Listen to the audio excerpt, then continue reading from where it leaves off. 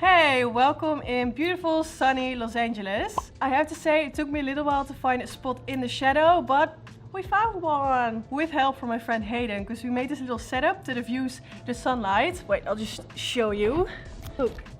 Ta-da! And whilst being on this trip, I've been working on an edit and I'm pretty happy with the turnout, so I thought it would be fun to bring you along in the edit process. So in this video, I'm going to show you how to go from this to this.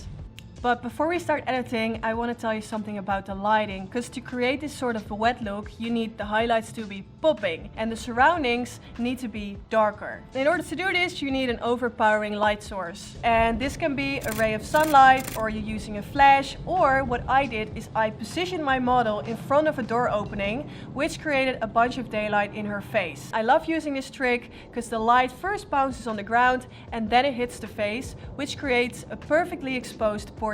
And to make my surroundings even darker, I placed my model in front of a black backdrop. Besides that, I also used my trusty little light tablet because I wanted a little pop of color in the face. So I chose for the color red and I positioned it next to my model, which creates a little glow in her face. And this also gave me an extra color to play around with in the edit. So now you know all this, let's jump into the editing. I edit my photos in Lightroom Classic and I'm just gonna start with my basic adjustments. So I'll make the temperature a bit more blue and the tint a bit more green. And then I boosted the exposure and the contrast a bit more. And now the fun part, because I took out all the highlights. And when I adjust the whites, I can really make the highlights pop. And then I boosted up the blacks a bit more and added some texture and clarity to give the picture a bit more of a rougher edge. And now onto the tone curve, so I added some dot points in the curve to create an S-curve. And as you can see, I boosted up the highlights quite a bit to make them pop even more. And now time to play around with the colors, so I boosted up the saturation of the red, and then I boosted the luminance quite a bit because it makes the highlights pop even more.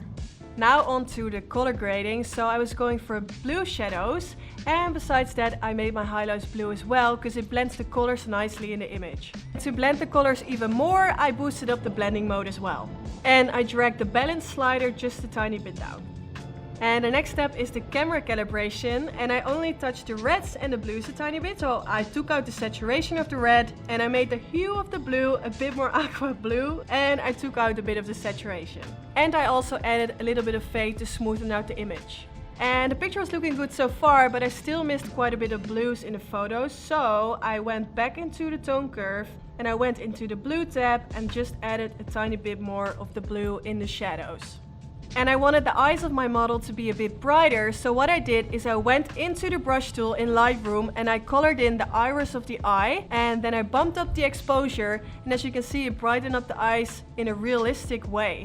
And after this step, I brought my photo into Photoshop and I started retouching the skin of the model, and since my model was wearing a ring, I decided to add a little twinkle on the ring. And that's also the finishing touch for this photo. I also ended up playing around with some other photos I shot that day. And that's it, so I hope you learned something new, and I think I have to end this video here because as you can see the sun has returned. But I hope you enjoyed it, and I definitely had fun creating this creative portrait for you, and yeah, hopefully I see you in the next one. Okay, bye bye, doei! I was about to end the video, but then I remembered that I wanted to tell you that I linked all my gear, the light tablets, everything in my description, so you can easily find what I use on my shoots. Okay, that's really it. Thank you so much for watching, and hopefully I see you in the next one. Okay, bye!